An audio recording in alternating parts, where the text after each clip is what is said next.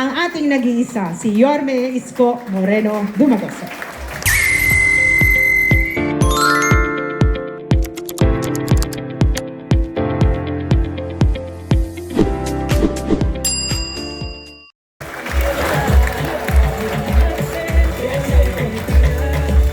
Thank you. Maupo po kayo.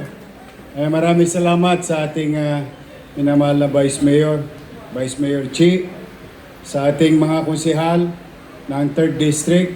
Nandito po silang lahat. Konsehal Mayle, Konsehal Lau, Konsehal Karen, Konsehal Pa, at si President ng Liga ng Barangay, Konsehal Platon. Kompleto na. Karen, Pa, Mayle, si Tol nasa kasama ni Daniel Padilla original. Tol Sarkal, no? At ang ating Congressman Joel Chua, at siyempre sa ating direktor, no, ng Manila Health Department, mga direktor ng Manila Health Department na nandito, sa ating pamunuan ng ating center, 10 na mga kasama niyan doktor, BHW na may asim pa, mga BNW, at ang partner natin sa national government with PhilHealth and DOH na naririto rin. At higit sa lahat, yung mga makikinabang na barangay, mga barangay chairman, kagawad, secretary, treasurer, tanod, at ang inyong barangay. Magandang hapon sa inyo. Mas magaganda pa kayo sa hapon. Ayun, may asim pa. Totoo may asim pa.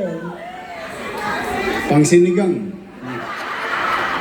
And of course, our director ng ating engineering.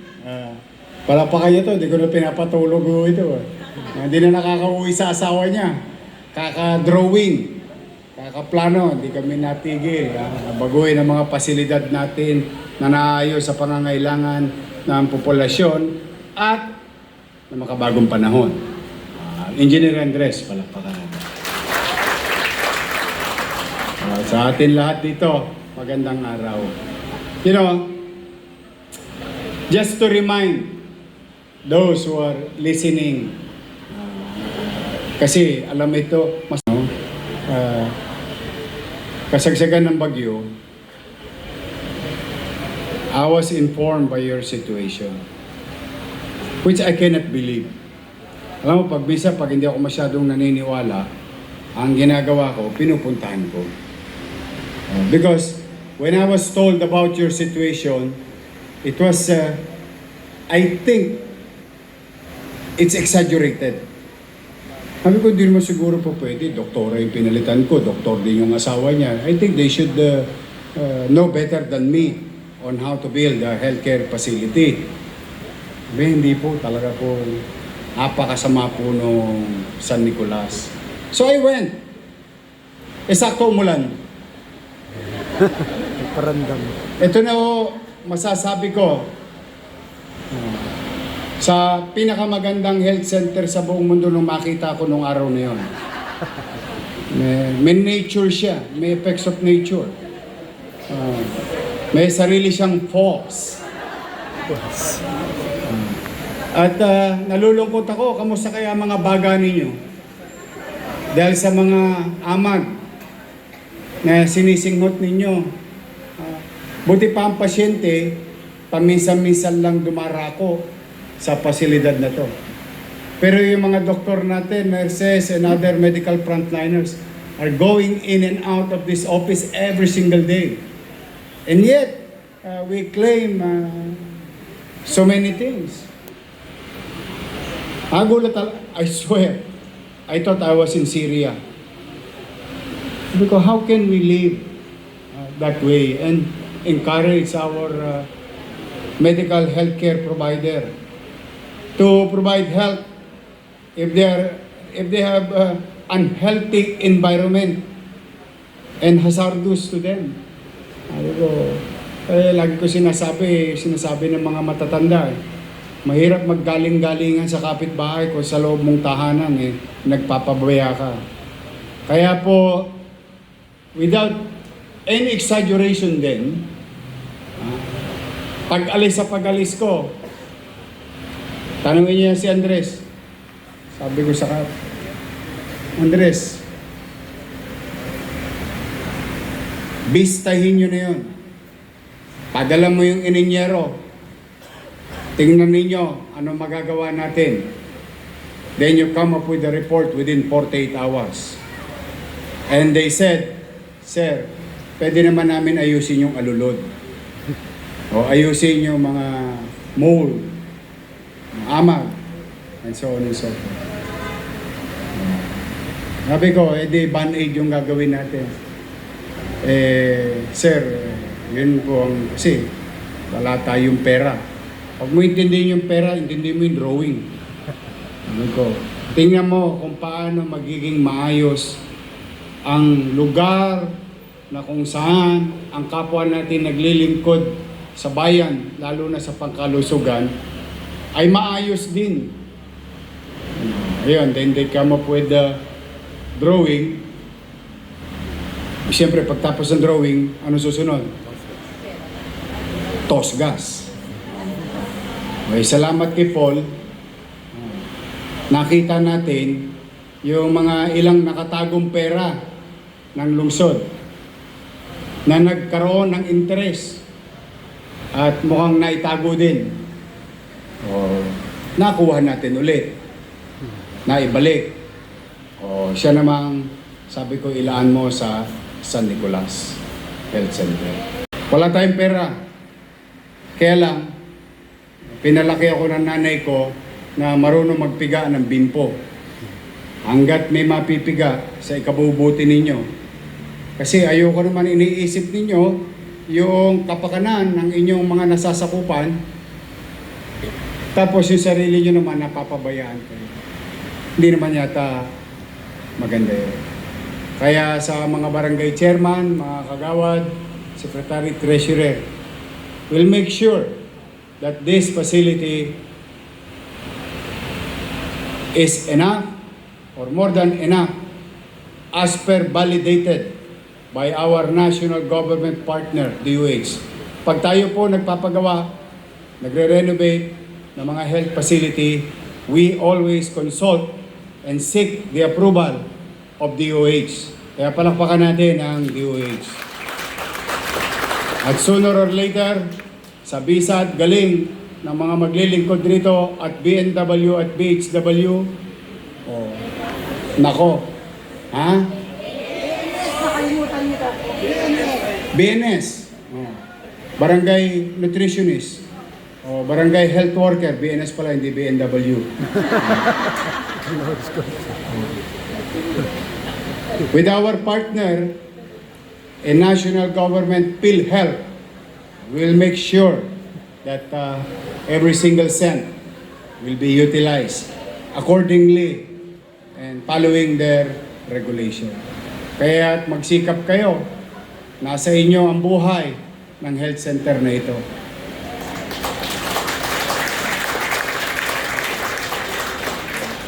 Today, we are going to renovate 177 square meter of the ground floor, 184 square meter of the second floor, 184 square meter of the third floor. 8 toilet na hindi nahuhulog yung pintuan. Muntik ako eh. Pagbukas ko, sumama yung buong pinto eh. That's really worse. And I make sure na hindi magiging bodega ang itsura ng health center nyo. Parang bodega sa Oblo yan eh. Alam mo kung alam lang ng tao yung dinaranas nyo araw-araw, mararamdaman nila hindi ako nag-exaggerate. Kasi talaga naman, we'll have dental office, midwife's room, nurse's room, filing room, staff pantry, male and female toilets, balcony, treatment room, 2 additional rooms, storage room, male and female toilets, balcony, hand washing area, PWD toilet, common toilet, lahat ng toilet nandito. sputum collection area, staining room, medtech room, pharmacy, minor surgery room, consultation room, reception area. That's what we're going to build.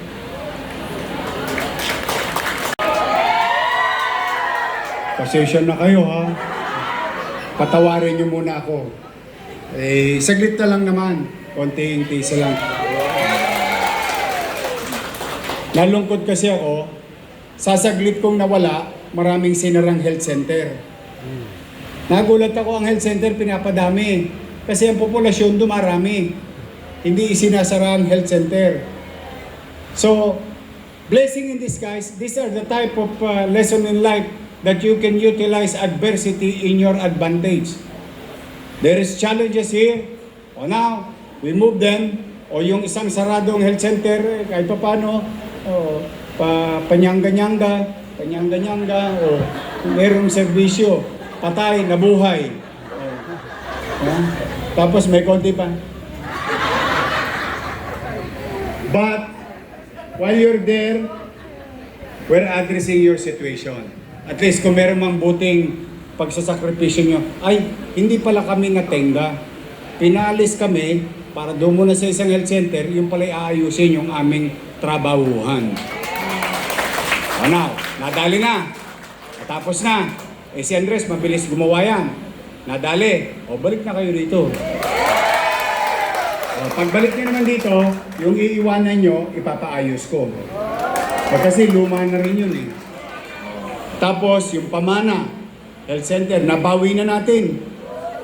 Yes, dating health center yun, sinara. Dahil lang sa mga kapritsyo ng politiko.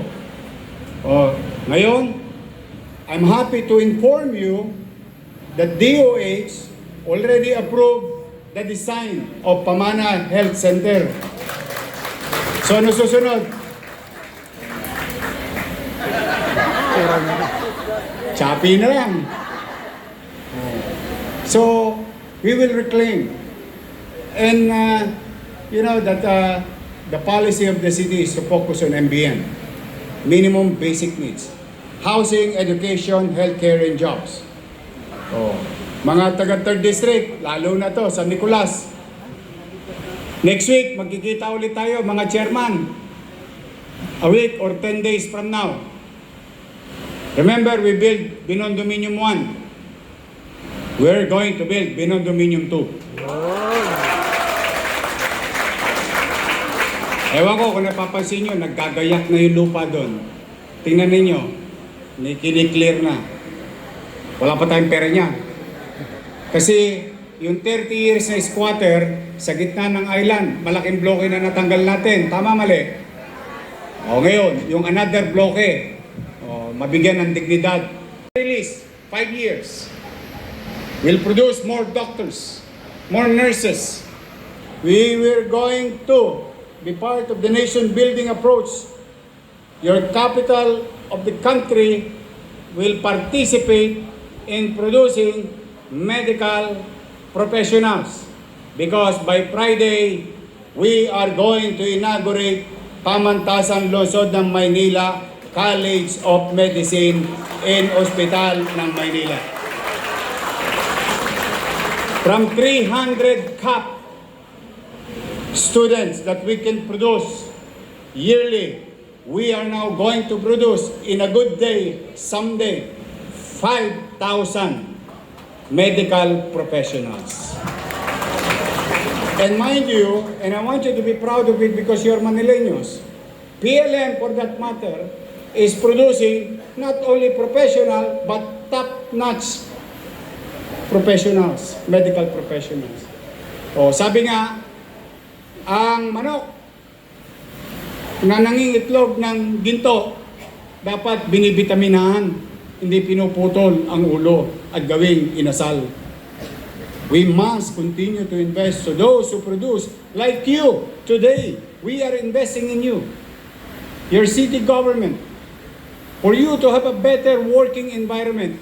And hopefully later on, all the facilities as we progress with our fiscal situation, as we normalize our fiscal situation. Unti-unti, nung isang araw nga, na-disgrasya na nila sa akin yung EasyJet laptop nila eh. Dahil yun ang hiniling sa akin, ng pagkaupo ko. Dahil tumutukod na yung mga health center. But you know, do your best and God will do the rest. So that's why kayo na mga kapwa ko naglilingkod sa bayan, nakikisuyo ko sa inyo, ipakita ninyo yung pagmamahal, pagmamalasakit. Huwag niyo mamahalin yung kliyente niyo na jowa. Mamahalin natin bilang isang taong gobyerno na naglilingkod sa kanyang kapwa. Ipakita the deadline. At tingnan ninyo kung anong atmosphere ng kanilang working place sa ospital ng Sampaloc. O ngayon, total, nakita ko si Likwanan. O ito, si Likwanan. Direktor natin sa Baseco Hospital. O, sino ang gustong mapermanente?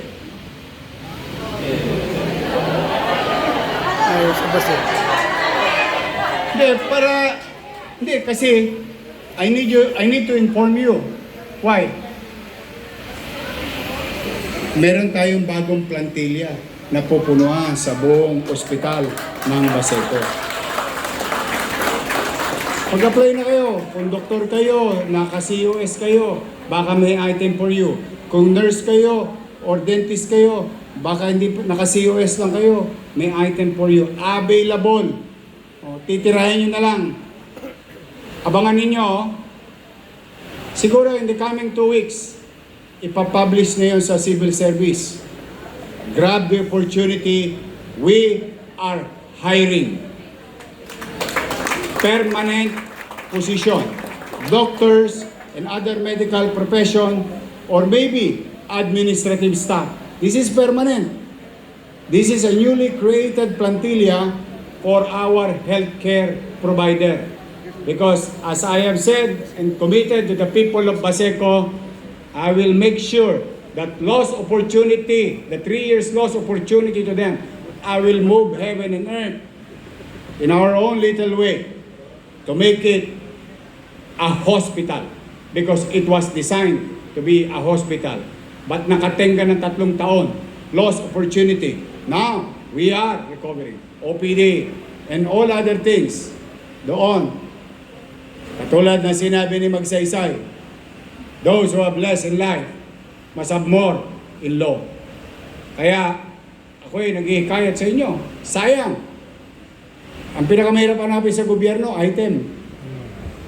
Sa Eskinita, maraming item. Ay, iba ba yun? Iba ba yun? I love you. Huwag kayo pupunta doon sa Eskinita kumukuha ng item, ha? Mahuhuyo kayo. But you know, that's why publicly, it's an open, applyan nyo, sayang opportunity. So again, good luck sa inyo, sa mga chairman na nandito. Itong halos sa 20 mahigit na barangay all over MCBO or Manila Chinatown. No? Ito'y para sa inyo at ipipilitin kong magbuti at yung isang bagay na natutunan namin, may awa ang Diyos, cross finger. May ginagawa kami sa Baseco. Pansinin niyo sa Baseco, hospital. Siksik liglig ang ngiti ng tao. Pag nagpa-check up, tinatabo ang gamot. Why? We created a system and we're testing it. So that walang may expire na gamot, walang kukulangin gamot. At ayon sa pag-aaral ng PhilHealth at DOH, we're adopting those medicines that are needed. So far, wala na expire, laging brand new. Sariwa. And if maging successful talaga kami dito sa San Nicolas, may experience yun sa 44 Health Center if we can duplicate that. Para naman hindi rin sumasakit ang dibdib ninyo na alam nyo talagang kailangan ng togmolo doon, wala kang maibigay kahit togmolo doon. Togmolo. Ipit rin. Madalas yun na lang makibigay, yakapsul. at Kispero. Yes, we are testing such system and it's being done under the leadership of Dr. Licuanan. Pag nangyari yun, na-perfect natin yun, scale up na tayo. Tapos pumanatag din kayo mga health center at saka mga ospital. Pipilitin natin mabawasan ng pasyente nyo by giving proper nutrition to our toddlers. Papaliguan natin sila lahat ng your milk. Natutuwa yung mga atabs. Sariwa, malamig, every other day. And we are going to escalate. We are. We're going to, from 21,000, our next goal is 60,000 plus na mga bata sa Manila. It's not because we just want to do it, but because we are listening to the data given to us by DOH, by National Nutrition Council, by NDA, that malnourishment is everywhere in the country. And if that is the country, Manila is part of it. So, yung stunting problem will be and continue to be confronted by your city. Again, it's healthcare. So, kaya po, pumanatag kayo sa mga taxpayer, yadba lang po kayo. Basta kami magsisinop at pipilitin namin maging mainam, gastahin ang mga perang ipinagkatiwala ninyo sa pamahalang lungsod. We will convert it into services. For now, ang wish ko, sana ligtas kayo sa inauguration. You continue to be healthy because I need you. Kailangan ko kayo. I cannot do the service on my own. I need each and every one of you. Help me, and together, as you can see, nakamove on na kami. Kung hindi pa kayo nakamove on, toxic ang buhay nyo. We come together, because together, we can make Manila great again. Magandang araw, pagpalain nawa kayo ng poong mata. Manila, God first. Thank you.